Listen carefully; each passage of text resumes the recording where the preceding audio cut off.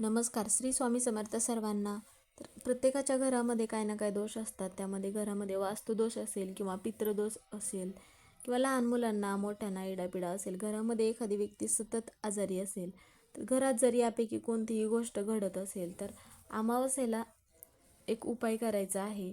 तर आपल्या घरामध्ये जर वास्तुदोष असेल तर मग अमावस्येच्या दिवशी सकाळी लवकर उठल्यानंतर 11 आंब्याच्या पानांचे जे आहे तर ते तोरण आपल्याला बनवायचं आहे.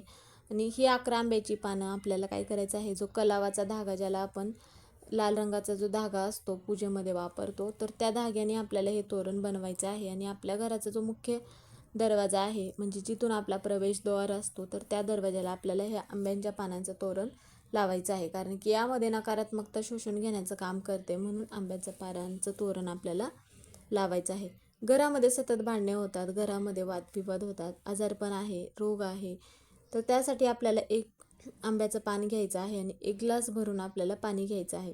तर हे पाणी दिवसभर आपल्याला देवघरामध्ये ठेवायचं आहे आणि संध्याकाळी ते पाणी संपूर्ण घरामध्ये शिंपडायचं आहे. यामुळे घरातील दोष म्हणा, रोग म्हणा दूर होतात. प्रत्येक कामामध्ये यश मिळते. घरामध्ये ज्या पण काय समस्या आहेत, म्हणजेच की इडापिडा, वास्तुदोष, पितृदोष असेल, तर या सगळे आजारपण बरे होण्यासाठी मदत होत असते. म्हणून असे जे हे उपाय आहेत, तर यापैकी कोणताही तुम्ही उपाय अमावस्येच्या दिवशी आवर्जून करायचा आहे. श्री स्वामी समर्थ.